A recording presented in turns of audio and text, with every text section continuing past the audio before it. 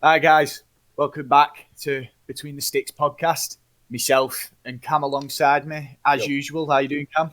Not so bad yourself. Not too bad, not too bad. Now, this episode we'll be talking about Super League. It's basically our sort of preview for the Super League. We may do one again close to the time if anything major happens. Yeah. But this is us going through. Cam's got a few big transfers to go through. Yeah. Myself, I'll be going over the fixtures, just having a chat as usual about them, having a laugh about it. And enjoy, guys. Andy A. Oh, what about that? Send him off! Send the dirty gate off! Get him off the field! That was diabolical! Get him off the field! So, Cam, do you want to get us started with the transfers? Well, I think the main one is the one we've just figured out, really. Hull FC, Josh Reynolds, what we're saying. The only player they've brought in this season. Yeah. Interesting one. I think he'll do all right here. He'll get game time, which is always good. But at the same time, Super League is a lot different to NRL. And I think Super League, they look at players that you can get under the skin a bit and wind them up a bit. Yeah, I agree with that. And I think he will struggle with that. What about you? What are you thinking with that one? I think, like you said, you said it previously a couple of weeks ago, that teams like Hull FC, they like to be a bit more aggressive, so he kind of suits that style, really. But, you know, I still think he'll be a class player because of the way he runs at defences, and he can bring that short ball to all the props or second rowers, and obviously he can scoot it himself. But like you said, sometimes players from the NRL do struggle at times, but you know, you just never know. I think he was coming off at like edge of a cliff at the NRL. He wasn't really playing his best footy, but now's the chance for him to redeem himself really and prove that he's still a high quality player. Yeah, that's it. I think last year he struggled obviously at Tigers. He didn't really play much, but I think this year, now that he can get a few games under his belt and a proper pre-season, I think he'll do all right. I think he will do all right. I think what will help as well is the fact that he was going through all that controversy stuff over there, and I think coming to England it'll help get his mind off stuff like that. So it might just be purely focused on footy now, rather than having all that other stuff going on in the background. That's it. That's one of them that it's one to watch, not purely because let's be honest, he's better than us, but he's not like he used to be when he was at Bulldogs, but he's not like one of the other transfers we'll be talking about. He's not on that sort of high profile, if that makes sense. But he's one to watch in terms of it'll be interesting to see how he goes. Yeah, well, if he's gone under our radar and we pretty much check it quite regularly, then it goes to show, really. So moving on from Hull FC, we'll move to Hulkington Rovers. They brought a few fairly big signings in for them. The main ones being Albert Vette from Melbourne Storm and Ryan Hall from the Roosters.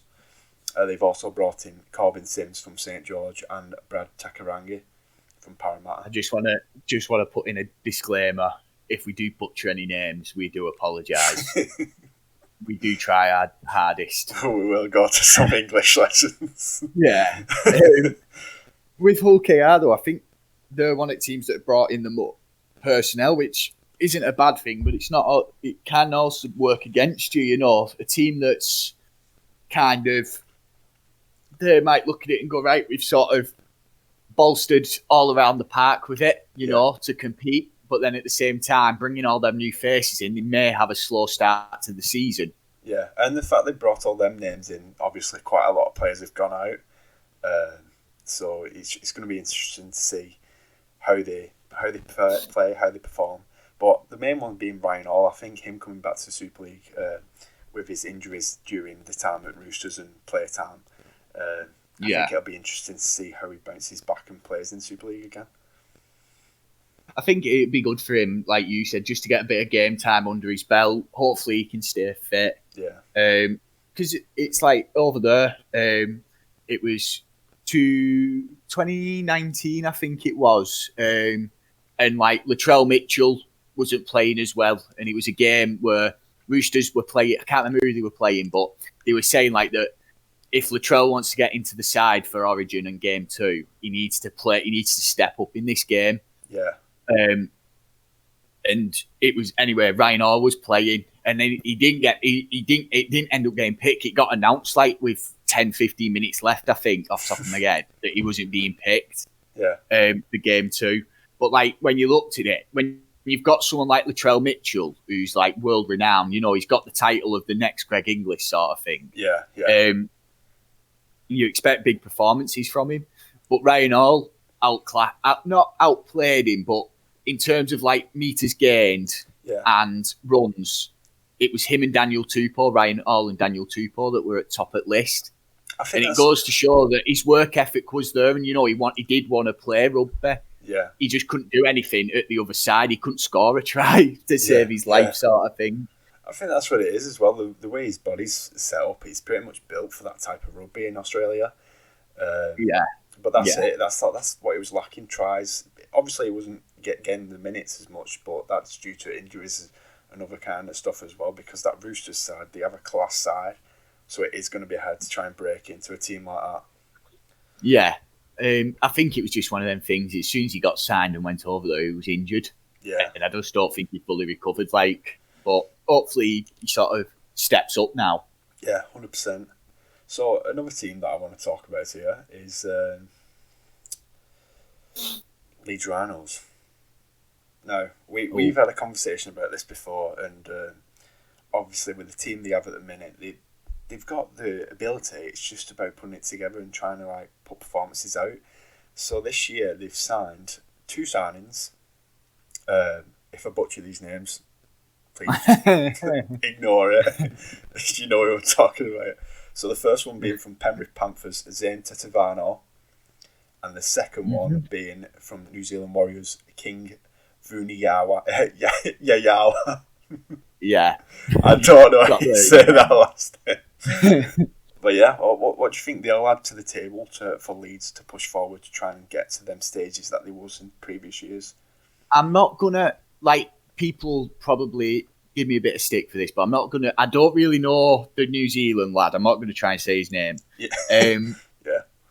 But that Zane Tetevano, it depends if they're buying him to start. I think for me, they'll have bought him and he'll start for them. Yeah. I think because last year, was it Matt Pryor that they brought in as a forward? There was talk around him not really shifting his weight about, sort of thing. Yeah. But so I think if they brought him in to start, fair enough. He is a quality player. He's won a grand final with Roosters and he's played in a grand final with Penrith, so he's got experience and he's still only young. Yeah. Big lad, athletic. He's good with the ball in hand as well.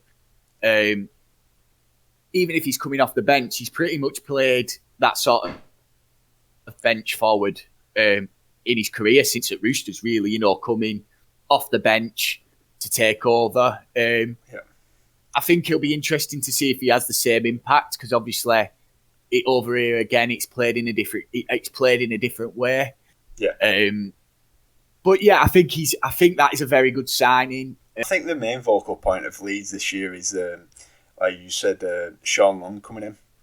Yeah, I think I was just about to mention that. Yeah. The way he'll transform the halves in the way that Luke Gale was playing last year, didn't really look to his greatest form, really. Yeah. And I think obviously Sean Lunn's ability to progress halves and make them better and make the awareness of the plays, like the fourth tackle, stuff like that, better.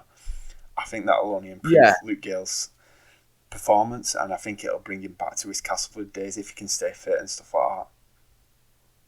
But I think going off of that whole the Sean Long thing, I think that sort of, it's scary for teams, because if Leeds can get their pack right, all the halfbacks say that when they get asked about why, they say well, you only have to look at Rob Burrow and Danny Maguire, Kevin Sinfield. Yeah. In that Leeds team, their pack was just formidable. They had Luluai and Peacock. Yeah. And I think Leeds have done the right thing. They brought in an assistant coach that knows he's one at best in Super League. And I think they've bolstered now their forward pack. Yeah. So I think their idea is if we can get a pack that can go toe-to-toe with the likes of Wigan and St Helens. Because let's be honest, last year, Saints and Wigan probably had the two best packs. Yeah. Wigan's was a lot younger, which probably didn't help. But Saints and Wigan had the best pack. So I think they're like, right, if we can sort of strengthen up a bit so we can go toe-to-toe with them for the full 80. Yeah. We've got now Sean Long, who's the assistant coach. He won't be working directly with the halves, but he'll have a bit of knowledge in how to help them. I think they've just sort of looked at, right, this is going to be our game plan next year.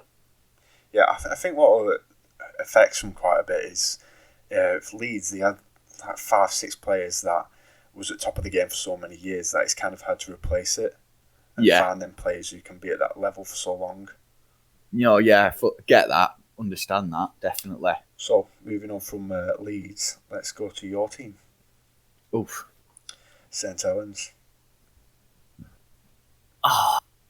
I'd be stupid to say I'm not confident again this year. Look at what we did last year and we didn't bring anybody in, really. I know we brought Graham in halfway through the year, but at start of season, it was pretty much the exact same 11 as Holbrook's team the year before. Yeah. But at the same time, like we said about Hull KR, is it going to disrupt it a bit? I don't think it will, because they brought in very specific players. They brought in that Matautia, who's second rower at Newcastle, which is an interesting one. Yeah. It does mean now that there's a bit more competition for places. They also brought in the likes of Ignatius Parse, prop forward. Whether he starts or comes off the bench, he'll slot in quite nice now with Scarsbrook and Amar not really going to be playing as much. Yeah. And then, it's... I think you made one. Joel Thompson, yeah. Hopefully he's back fit for the start of the season. He got an injury late on in the NRL season for Manly last year. Yeah. But again, second rower, loose sort of thing. There's competition for places now. I just hope Christian Wolf doesn't sit James Bentley down straight away and at least gives him a fair chance, because last season, after that COVID break when Dominic Peru was injured and Bentley stepped in, Bentley was unreal. It was out of him and Knowles for me, who were like just immense workhorses, full 80, putting the body about, didn't spat down from anyone.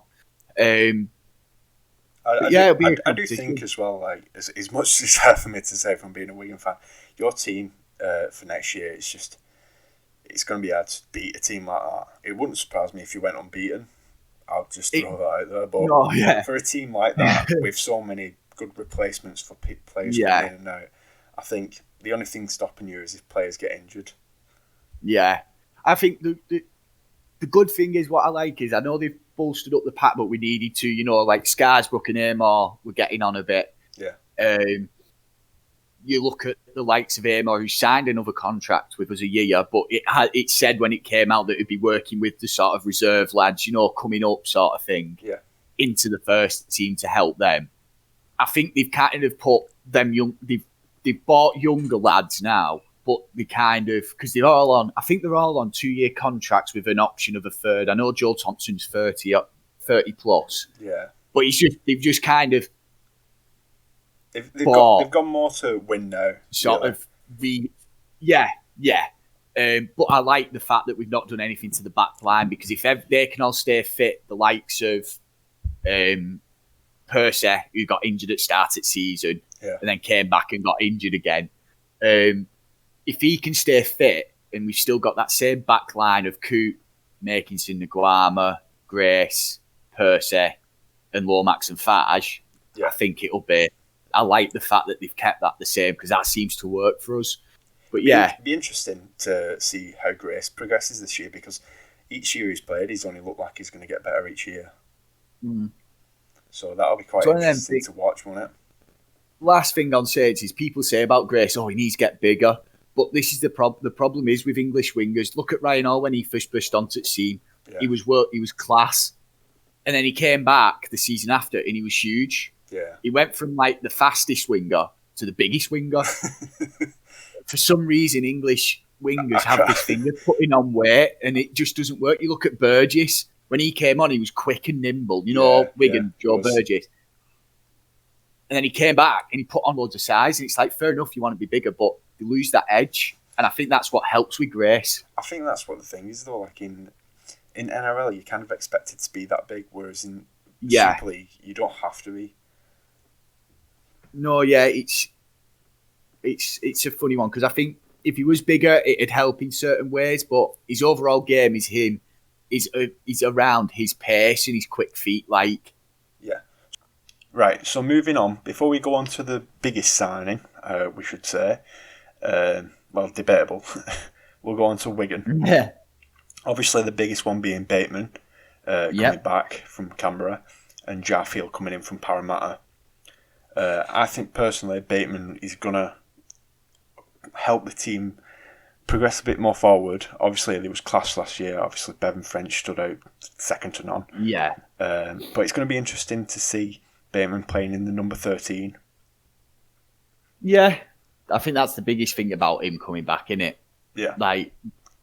He's changed of position. Obviously, he made his name at Wigan in the second row. Yeah. He can play loose, but it'll be a bit of a change for him, definitely. I think what will help is obviously his experience in the NRL previously, coming against them bigger players. Obviously, the size there is much bigger than the size here. And what will help is the stamina that he's gained. Obviously, with the game being so much faster over there, he'll be able to last longer. Not like he couldn't already, but he'll be a bit better in them circumstances towards the end stages of the game.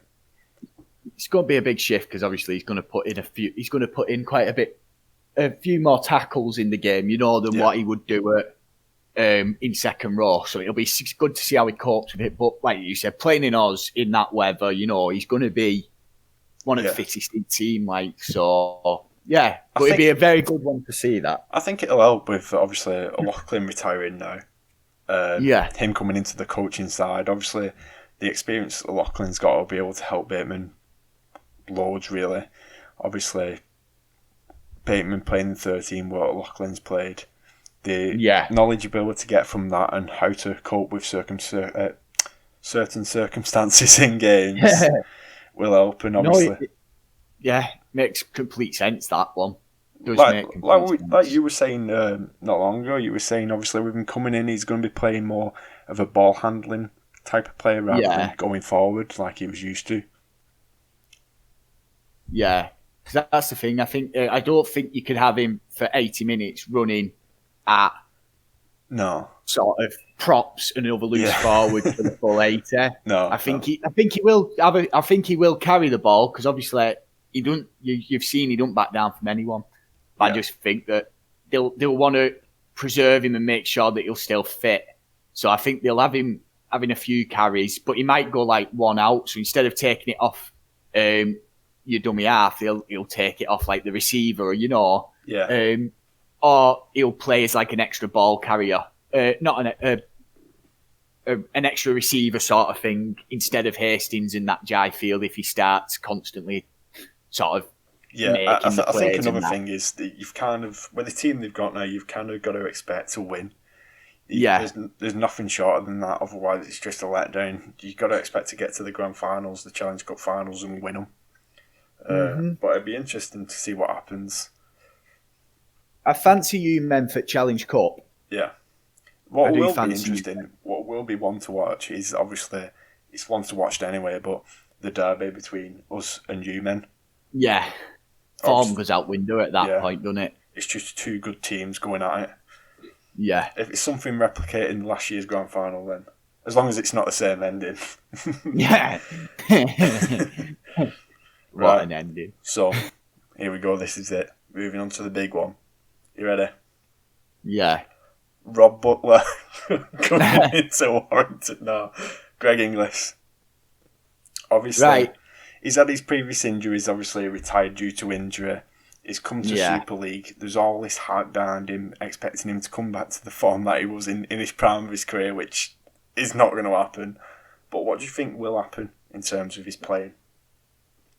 Just want to say, people are going to say, oh, well, how's that bigger than like Bateman and stuff? But we're saying this because he hasn't played for however long. Yeah. and Warrington have signed him. But honestly, I can see it being like Sonny Bill, which pains me to say because they're both amazing athletes, amazing players. You grew up watching both of them. Yeah. But when Sonny came into Toronto, he led the league in like handling errors. Yeah. I'm not saying that's what GI will do, but I just think that he'll be a bit off pace at first. Yeah. It's interesting to see like the Warrington squad numbers got announced the other night, and he's been given the number 3 shirt, which indicates he's probably going to start. Yeah, I've just saw in this as well, obviously, because I've got some of the signings and the outs up. Yeah. Gelling left. I didn't really realise that. Yeah. Obviously, with the loss of Murdoch Masilla as well, that's going to be huge for Warrington as well. Yeah, I think, obviously, I don't know what wage English is on, but you would have thought that Warrington, instead of taking a big name like that, bringing someone in that's not really played as much footy as I suppose what it comes down to is it's in terms of getting revenue. Obviously, a big name like that is going to attract fans, obviously, because we're talking about it and stuff like that. I guess so. It's going to bring crowds in and stuff like that. I think, obviously, like you said, he's not going to get to the form. You can't expect him to. Obviously, his injuries have come over him in the past few years. He's not the same player he once was, but maybe you never know. Like, he could have that impact. It'll certainly help all the younger players in the squad, but it's a big ask. I hope he does, but at the same time, I think he's going to have, again, like we said about Reynolds, he's going to have that target on his back now, isn't he? Everyone's going to want to sort of show him up. Not in a bad way, but it's like, right, I'm playing against GI here. I'm going to want, I'm going to have to step my game up a bit, I know he might not certainly want to, I think, but what will help is, because I thought that Matty Ashton for him last year, I think he had quite a decent season. Obviously, he started off well. So it'd be interesting if players, like the younger players, learn off the back of Inglis and try and get some knowledge off him in terms of how to be that kind of player. I think they've just emphasised even more, though, this year that it's their year again. They're going to win it. Warrington, isn't it? They're going to win it again. Yeah. Right, going on to talking about Warrington, obviously, looking at the fixtures that got announced yesterday. I've picked them as one of the games to watch for the opening weekend. They play against Castleford on Sunday, 28th of March. Yeah. I've picked them to watch because I think Castle looked to get off to a good start, but then Warrington, with that signing of Greg Inglis, people are going to expect a big involvement straight away, which I think's wrong. Do you know what would be interesting to see if he's fit to last the full game? Yeah, because centre. It's one of the, it depends. He'll play centre if he's been given the number 3 shirt. He'll play centre. Yeah. But it'll just be interesting to see him go up because Cass, I know they've lost a couple of players, Mike McMeekin's left in second row. Yeah. But Cass are a very physical side. Yeah, 100%. And it'll be interesting to see how he gets on. And, a rainy day in Yorkshire isn't a sunny Gold Coast. It's not like being at the ANZ Stadium. It's not, though. So it'll be interesting to see how he gets on with that one. Yeah. I think one for me to watch is the Dragons versus Hull KR. Yeah. I think that'll be it's two good teams going at it. Obviously, Hull KR, like we said, they've got the signings coming in, so it'll be interesting to see how they perform. But obviously, Catalan's still got very good players, including Flau, Maloney, and obviously the other players that are there. So it'll be an interesting game, that one. Be interesting to see if Flau actually goes back there now, wouldn't it? Because obviously he didn't turn up to training, then he was linked to it NRL return, and then that fell through. To be fair, I think they'll take anything Catalan. Yeah, no offence to any Catalan fans. It'll be an interesting one to see though, because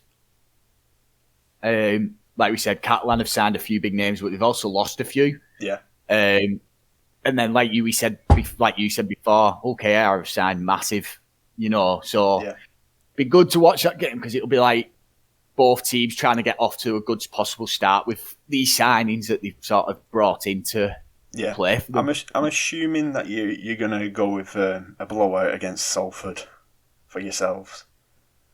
I don't know. It'd be interesting because they've obviously got Callum Watkins back fit. Yeah. It depends on. I reckon we'll beat them, but I don't think it'll be a blowout. some people might call me stupid, but I think because we've brought in new players this year, I think it'll be a slow start for us. I think we'll win, but I reckon it won't be not a close one where we win by 2 points, but it definitely won't be like a 40-6 game, Yeah. I reckon we might run away with it last 20 minutes, but I just think because it's a new team with new players in, I know they've had a pre-season, but I just think that... Yeah, obviously, Thingy's got Salford's got a few signings, obviously, from Joe Burgess and all that. So it'll be quite interesting to see how they play. Yeah, I think they'll look for another big year. I think they'll need it. Obviously, they lost the head coach at back end of season, who went to Huddersfield. So it'll be good to watch that game. Just see how both sides come out, basically, with first game of season. It's always a dodgy one, first games at season. Both teams don't really... Every team doesn't look amazing, It's kind of one where they sort of find out what they're good at and things like that. Yeah, 100%. I'm only saying this now because I think it's your team. I think the biggest game of that opening week is going to be Wigan and Lee. Yeah. Old rivals, hoping for. I don't even care if the rub there is crap.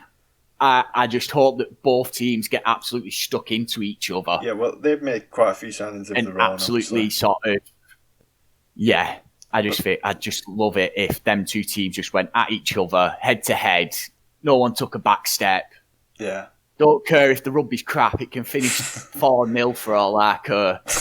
But I'm expecting a fiery encounter with that one. 100%. I still think we'll win. But like I said, as long as it's a good game, that's all you really want. Being interesting because Wigan's training ground got closed, didn't it? Yeah, it did. Yeah. They'll be training for around 10 days or something like that. Yeah, they'll be training around John Bateman's back garden on that 500k contract. So, moving on from that, what's your predictions? Who do you think is going to get to the final then? Saints and Wigan. Saints and Wigan again? Yeah. I'll agree with that one. I think with two teams taking out injury factors, I think if no one gets injured, obviously it's unlikely that no one's going to get injured. I still think both of them are going to push for the final. I think I'd go out on a limb here now and say, obviously, from Super Bowl 1, our predictions are crap. But I'm going to go out on a limb and say it'll be a Saints. I think it'll be a Saints and Leeds semi-final and a Wigan in either Warrington or I'm going to go out on a limb. It's going to be Wigan and Wolves semi-final as well. Because the thing is, even Wolves Wolves are always there or thereabouts. Yeah. And they're used to losing now in semi-finals and grand finals. Get roasted for it. Yeah. But yeah, I think, Saints and Wigan. Yeah, I've got to agree with that. Right, so that pretty much sounds us off for this episode. Obviously, like you said at the start, we'll do one closer to the time. We'll do it round by round like we did last time. We'll do one for Super League, one for NRL to keep you up to date and what we think, our predictions, if you're interested. Still over a month in it, so there's plenty of time. 26th of March. So. Like you said, we'll be doing our dream team and stuff. Trying to get involved in that, doing little episodes of that, not necessarily a podcast. There'll be about 10-minute episodes. But just keep an eye out on what we've got coming. We've got a load of videos coming up. Thank you guys for watching.